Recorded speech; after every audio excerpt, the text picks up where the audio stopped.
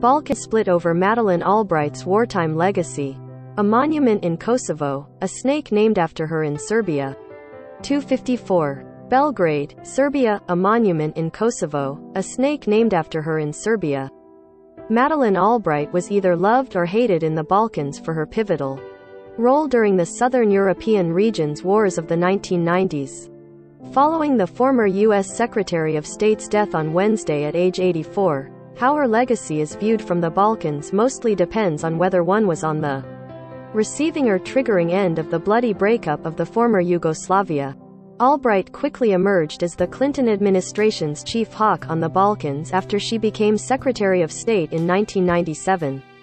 She identified herself so strongly with the push for a Western intervention in Kosovo that her critics dubbed the 1998-1999 conflict there, Madeleine's War.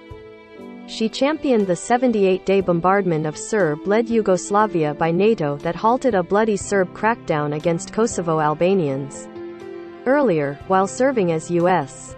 ambassador to the United Nations during President Bill Clinton's first term, she urged tough international response against the nearly 4-year Bosnian Serb shelling of Bosnia's capital, Sarajevo.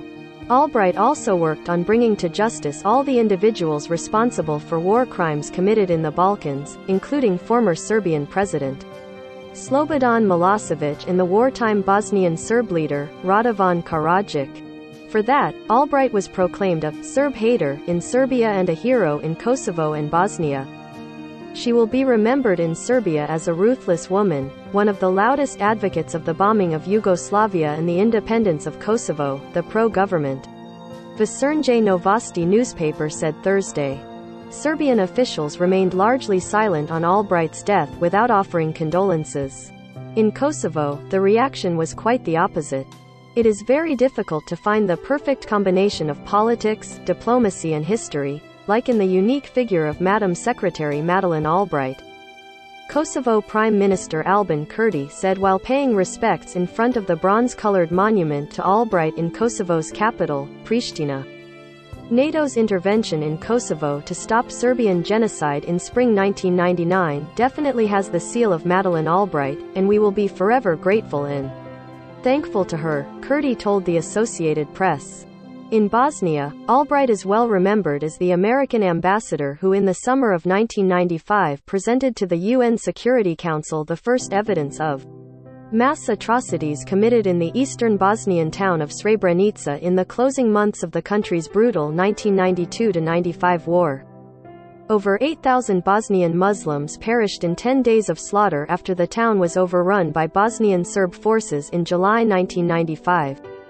Their bodies were plowed into hastily made mass graves and then later dug up with bulldozers and scattered among other burial sites to hide the evidence. The remains of victims are still being unearthed and identified more than a quarter-century later. Because of her own experience, she was a true champion of justice. She could not stomach injustice, former Bosnian Prime Minister Haris Silagic said of the Czechoslovakia-born Albright, who as a child was a refugee from Nazi and then Soviet-dominated Eastern Europe. She understood that Bosnia has suffered injustice and was looking for ways to correct that. While visiting besieged Sarajevo during the war, she evoked former U.S. President John F. Kennedy's 1963 speech in Berlin, telling a crowd of several hundred, "Ja sam Sarajevka, I am a Sarajevan." In her native Czech Republic, Albright's legacy is honored, especially in light of the current Russian invasion of Ukraine. It's a huge loss, Alexander Vondra, a former anti-communist dissident and currently a Czech representative in the European Parliament, said. Nobody in the United States did so much for us. Let's think about it now when NATO protects us against the arrogant expansionism of Russia, he said. Albright's ties to the former Yugoslavia go back to her early childhood.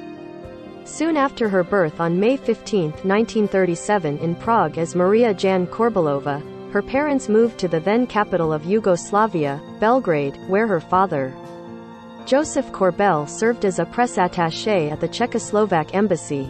He was recalled from Belgrade at the end of 1938. In March 1939, soon after the Nazi occupation of Czechoslovakia, the whole family headed back to Yugoslavia and eventually moved to Britain. Albright often remembered her days in Belgrade fondly, including when she addressed the Serbs 2 days after the start of the NATO intervention in the Kosovo conflict 23 years ago. As you can see, I remember a little Serbian, albeit with a Czech accent, from my days in Belgrade as a child, she said in the address, which is posted on State Department's website. My father was a Czechoslovak diplomat there before the Second World War. When the Nazis invaded Czechoslovakia, my father escaped to Yugoslavia with his wife and baby, me. I will never forget how we were warmly welcomed as friends in need of help. Americans do not hate Serbs, Albright continued. Like me, they remember that we were allies against fascism, she said.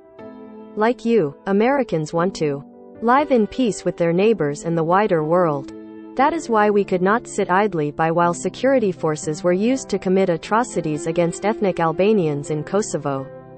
Albright said. The speech was not relayed by Serbia's state-run media amid the NATO bombing. Instead, the Belgrade Zoo named one of its pythons after her in a sign of protest for her role in the US-led intervention. Sabina Nikšić in Sarajevo, Bosnia, Karol Janicek in Prague and Florent Bajrami in Pristina, Kosovo, contributed. This version has been corrected to show it's been more than a quarter century, not a half century, since the massacre in Bosnia.